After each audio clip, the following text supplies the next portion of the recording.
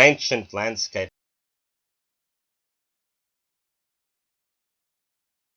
covering hundreds of thousands of square kilometers, the Kimberley is one of the world's most precious wilderness regions. With an area covering 3 times the size of the country of England, and with a population of less than 40,000 people, the Kimberley region, spread over Australia's entire northwestern corner, is one of the world's last wilderness frontiers. The Kimberley is the northernmost of the 9 regions of Western Australia. It is bordered on the west by the Indian Ocean, on the north by the Timor Sea, on the south by the Great Sandy and Tanami deserts in the region of the Pilbara, and on the east by the Northern Territory. The climate in the Kimberley is a water-limited environment characterised by Northern Australia's wet-dry cycle of water abundance and scarcity, with significant constraints to water resource development. The weather is located north of the Tropic of Capricorn. The climate in the Kimberley is a tropical monsoon climate defined by a distinct wet season and dry season. You'll find this kind of climate all across the top end, which is what we call Australia's north.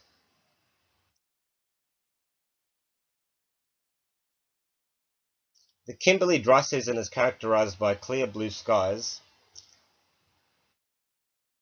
easterly winds, and balmy days with some chilly nights. The weather is very stable, and outdoor events can be planned years in advance. The chance of rain is very unlikely. Every day is usually beautifully perfect. The Kimberley wet season, however, is a different story. During the wet season, the Kimberley becomes hot and humid, sometimes violent, and above all unpredictable. The dry season. There are 3 seasons in the Kimberley region. From the dry season, the best time to visit, it generally goes from April, May, all through to September, a period which is followed by the so-called build-up, where high humidity and temperatures prevail before the ensuing wet. The Kimberley dry season is tourist season, when hotels are fuller and booking ahead is recommended. It has the ideal climate for the most part, with several months of generally rain-free blue skies and pleasant temperatures even at night. Along with the nicer weather, the region opens up to visitors during the dry season in the Kimberley, where roads become passable again and the rivers and waterfalls have less water to enable swimming. Just after the end of the wet season is one of the best times to visit, with fewer tourists and generally greener scenery and buzzing wildlife. The dry season in the Kimberley is also the best time to go snorkeling on the coast, with clearer waters and even humpback whales making an appearance sometime between July and October, especially during August. Visiting in April can be a bit of a gamble, while May has less rainfall and high-level waterfalls, though some sections of the Gibb River Road will still be flooded. June to July is peak time in the Kimberley dry season, but you get the very best weather and full access. Note, for impressive waterfalls and cooler nights, visit in May or June rather than July or August. August sees the mercury rising again, though there is less water in the rivers and billabongs. The build-up comes in October and November, where you can expect high temperatures and big storms. Like April, this is a tricky time to visit and is a bit of a gamble. The wet season proper hits in December. The wet season. The Kimberley wet season is best described as monsoonal and hot and humid. It can even be quite violent on account of heavy storms and the sheer amount of water involved. This is not the best time of year to visit the Kimberley, as the Gibb River Road closes, thus limiting access to the gorges. The hotels are usually cheaper. Coastal regions can also be hit by cyclones during the wet season in the Kimberley, and these are hard to predict, so always keep an eye on the news and weather when visiting the coast in particular. Though it is the low season and many roads are impassable, the wet season in the Kimberley is also the greenest, and is when the waterfalls are at their most impressive. Unfortunately, Often the only way to see them in most cases is by doing a scenic flight or a cruise. The wet season is preceded by the build-up, which is even more uncomfortable than the rainy season. This occurs in September, October, and November, after the land is heated up and produces lots of dust, and then intense thunderstorms towards the end of this period. When the rains hit, usually in the afternoon, while these storms are refreshing, the general heat and humidity produced in the build-up are oppressive, where temperatures can pass above 40 degrees Celsius. The big plus for anglers is that this often produces some of the best fishing in the north.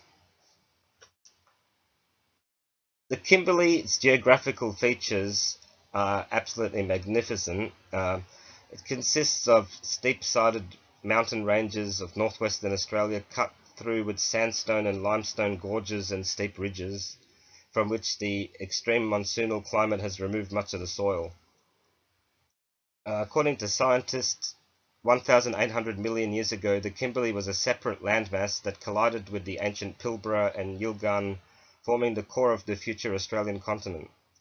The King Leopold Ranges are the remnants of massive mountains thrown up by the collision, and their folded and crumpled rocks tell an important story of the shaping of Australia.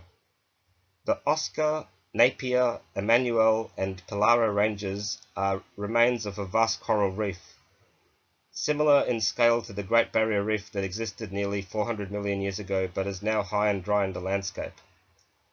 The go-go fish fossils from this ancient reef system provide a rare insight into the evolution of life on Earth, including the development of live birth and the earliest four-limbed vertebrates. The Bungle Bungles. The Kimberley consists of the ancient steep-side mountain ranges of northwestern Australia cut through with sandstone and limestone gorges and steep ridges from which... Oh, I've already read that, sorry.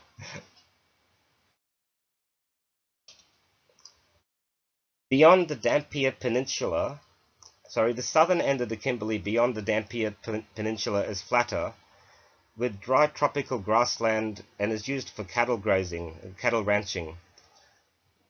In parts of the Kimberley, such as the valleys of the Ord and Fitzroy rivers in the south, the soils are relatively usable, cracking clays, while elsewhere they are lithuric orthents. Although none of the mountains reach even 1,000 meters, there is so much steep land as to make much of the region very difficult to traverse, especially during the wet season, even when even sealed roads are often flooded. The coast is typically steep cliffs in the north but flatter in the south, all subject to high tides. The staircase to the moon, which is the video from the start, is a natural phenomenon that can be seen in Broome, Western Australia. The staircase happens between March and early November, when a full moon rises over the exposed tidal flats of Roebuck Bay. If you are exploring... Let me just go to the next slide. If you are exploring the Kimberley region, there are a few things better than setting up a picnic to watch the show unfold. This part of the country is also a great place for stargazing, as the skies are clear, the weather is beautiful, and there is not too much light pollution. So, yeah, over here we don't see all the stars because of the light pollution, whereas when you get out back, it is... So I haven't really experienced it, even though I've been out back. I must have forgot to look up. We had to go to sleep at night because we were young, but I one day want to experience to see the stars, just how they are, and yeah, got to get out there. The major gateways for transport networks in destination is Broome International Airport. It is ranked the 20th busiest airport in Australia and would be one of the ways you'd get out to the Kimberley. So Broome is over here. The laser pointer's not working. Broome is over here, and from Broome you have to go across these roads. Broome's over here on this map, and these are the roads to get to, I think, Fitzroy Crossing, and the these are the national parks. So you can see that you can access some of the national parks by the water. The region's main roads are important to the Kimberley, as roads are the only transportation mode within the region. The Great Northern Highway, which I think is this one down here, is the only sealed road linking the region to the rest of the state via the Victoria Highway. The rest of the country, therefore, it is, and via the Victoria Highway, the rest of the country. Therefore, it is particularly important for defence, freight and tourism. The Great Northern Highway leads up the west coast to Broome and then skirts the southern edge of the Kimberley. The Gib is a shortcut right through the Kimberley and connects Derby near Broome on the west coast with Kurramurra in the East Kimberley. So that's Derby over here, and it's the Gib which connects through here. The Broome Highway, also known as Broome Road, is a major road in the Kimberley region of Western Australia.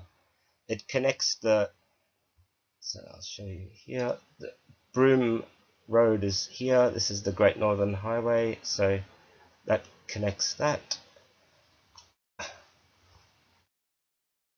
It connects Great Northern Highway in Roebuck. Roebuck is around here, it's a little town, to the coastal town of Broome. Derby Highway is a major road in the Kimberley region of Western Australia. The major cities, towns and precincts: Broome, Derby, Fitzroy Crossing, Halls Creek, Wyndham, which is here, and Kununurra. And Kurramurra has a lot of tourist facilities. Areas such as the Bungle Bungle Range, the Gib River, there's areas such as the Bungle Bungle Range, the Gib River Road, Lake Argyle, Alquestro Station, Mornington Sanctuary, Horizontal Falls, and Cape Levesque. Pununulu National Park. Pununulu is also known as the Bungle Bungles National Park, and it is by far the most famous of all the Kimberley National Parks. There's also Giki Gorge National Park, Winjana Gorge National Park, Tunnel Creek National Park, Wolf Creek Crater National Park.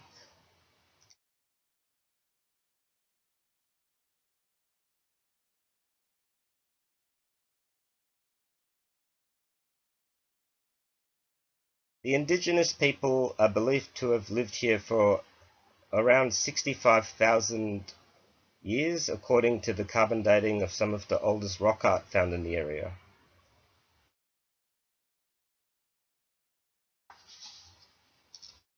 The rock art suggests that this was where some of the earliest boomerangs were invented.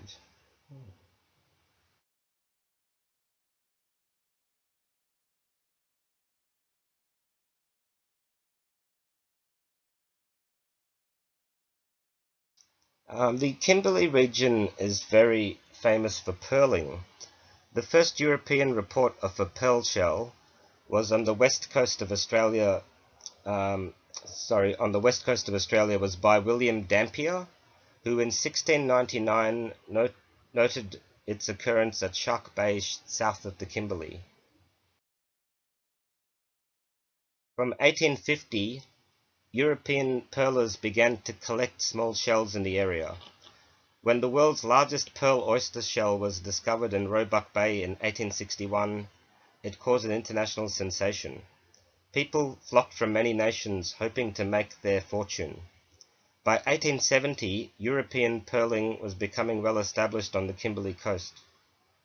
The West Kimberley continues to hold a special place in the minds of Australians for the region's colourful pearling history.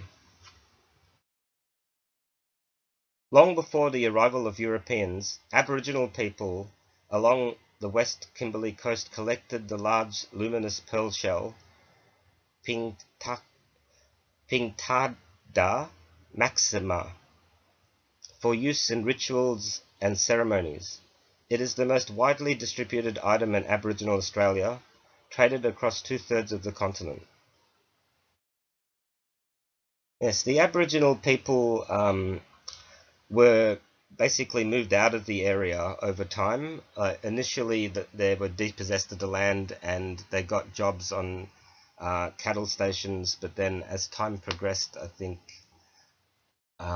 think something happened with wages. So when the people got the right to proper wages, then they didn't want to pay the Aboriginals the proper wages, and so they just removed them completely at that point. But they had this thing called the Aboriginal Homelands Movement of the 1970s, which finally allowed the some Indigenous groups to return to their traditional home country. The Kimberley today has one of Australia's highest proportions of Aboriginal inhabitants, with nearly half of the region's population being Indigenous. As the custodians of their traditional lands, Kimberley Aboriginal people have been using their native title rights to manage their country and develop strategic plans to create sustainable businesses based on culture and country. There are about 160 Aboriginal communities and 30 different language groups in the area. The Kimberley Language Resource Centre is seen as representing all of the languages presently spoken by the Aboriginal people in the Kimberley. A number of these languages, including, for instance, Walpiri, Pintupi, and Murin Patha, were traditionally spoken outside the region. I couldn't get the name of all of the languages and lands, but that was a few languages, and there's also Wanjina, Wungur, and Balangara homelands. And there's people in the Kimberley called the Ningarin people. I know I'm not pronouncing these correctly, but I'm trying my best. Uh, Now we go to man-made tourist attractions. Um, the first man-made tourist attraction was in the last slide, which is the Aboriginal rock art. So that's a man-made tourist attraction because human beings made them, even though they made them tens of thousands of years ago, and they are tourist attractions. And yeah, they're like I discussed earlier, some of the most ancient rock art anywhere in the world. And also, man-made tourist attractions are the helicopter tours, which is a man-made. The helicopters are made by people, and they allow us to see parts of the Kimberley that you can't normally see because it's really inaccessible. And the other one is the boat tours, which the same thing gives you like accessibility to. As you can see here, you couldn't get there any other way except the boat. And with the boat, you can get right underneath it and in it and see it from like that angle, which is different to the helicopter. And with the boat, you'd spend a lot more time with the helicopter and be, with more people. And yeah, the helicopter tours and boat tours are the man-made attractions. But there's another man-made attraction, which is a thing called Lake Argyle. It's a gigantic man-made lake, and it's actually several times larger than Sydney Harbour. The damming of the Ord River was completed in 1972. However, this is not just another dam. The tips of the mountains of the surrounding Carboyd Ranges tumble into the lake, making it look like some kind of strange desert fjord. Away towards the horizon, small mountains rise out of the lake like little islands. There are over 70 islands throughout the lake. So, yeah, that's Lake Argyle.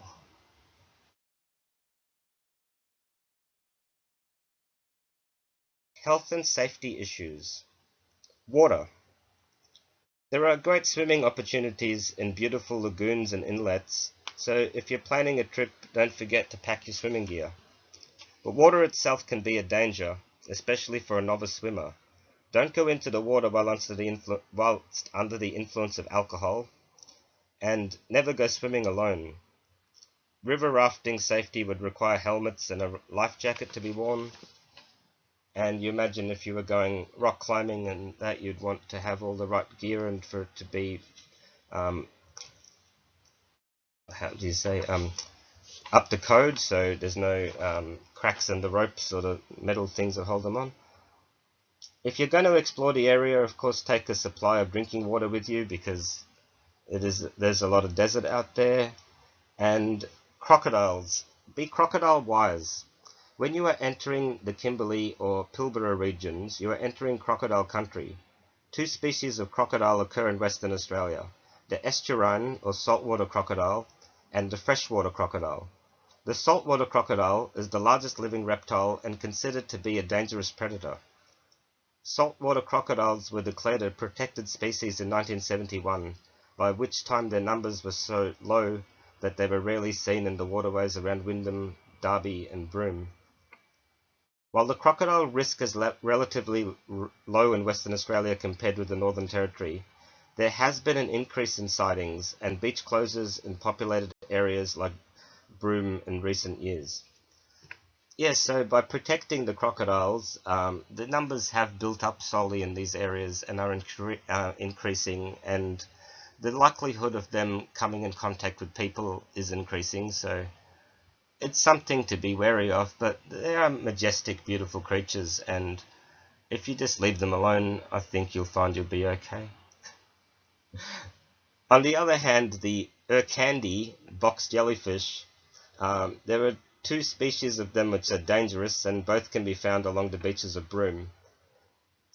Although the risk is high during the wet season, swimming is not recommended during the wet season.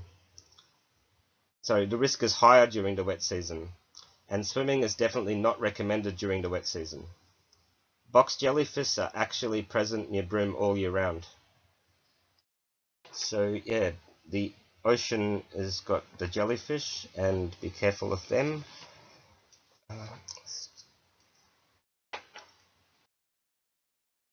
The Odyssey is a custom-built 24-meter expedition vessel launched in 2006. Odyssey expeditions, so you can call them about any special needs that you may have. And also the Coonamarra Visitor Centre uh, provides a safe, friendly shop facility that caters to those with disabled or special needs. And this is another beautiful picture of the Kimberley. It's a picture of Mitchell Falls. And thank you for listening, and I'll see you later.